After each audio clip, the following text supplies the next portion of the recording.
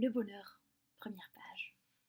C'était l'heure du thé, avant l'entrée des lampes. La ville a dominé la mer, le soleil disparu avait laissé le ciel tout rose de son passage, frotté de poudre d'or, et la Méditerranée, sans une ride, sans un frisson, lisse, luisante encore sous le jour mourant, semblait une plaque de métal poli et démesurée.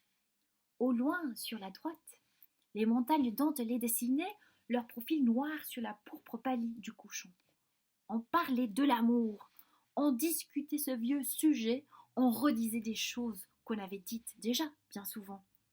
La mélancolie douce du crépuscule ralentissait les paroles, faisait flotter un attendrissement dans les âmes, et ce mot amour, qui revenait sans cesse, tantôt prononcé par une forte voix d'homme, tantôt dit par une voix de femme au timbre léger, paraissait emplir le petit salon.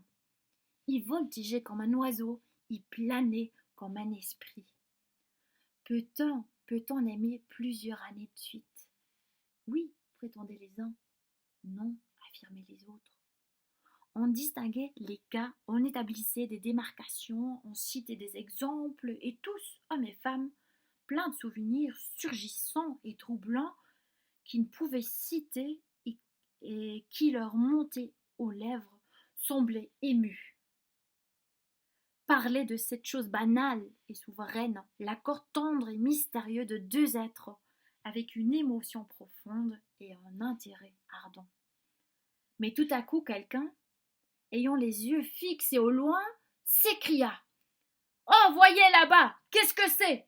Sur la mer au fond de l'horizon surgissait une masse grise, énorme et confuse. Les femmes s'étaient levées et regardaient sans comprendre cette chose surprenante qu'elles n'avaient jamais vue. Quelqu'un dit: « C'est la Corse !» On l'aperçoit ainsi 2 ou 3 fois par an, dans certaines conditions d'atmosphère exceptionnelles, quand l'air d'une limpidité parfaite ne la cache plus par ces brumes de vapeur d'eau qui voilent toujours les lointains. On distinguait vaguement les crêtes, on crut reconnaître la neige des sommets, et tout le monde restait surpris, troublé, presque effrayé par cette brusque apparition d'un monde, par ce fantôme sorti de la mer. Peut-être eurent-ils des visions étranges, ceux qui partirent comme colons à travers les océans inexplorés.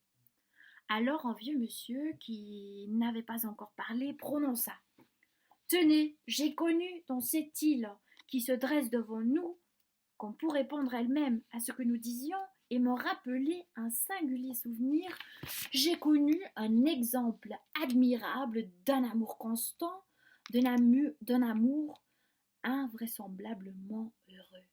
Le voici. »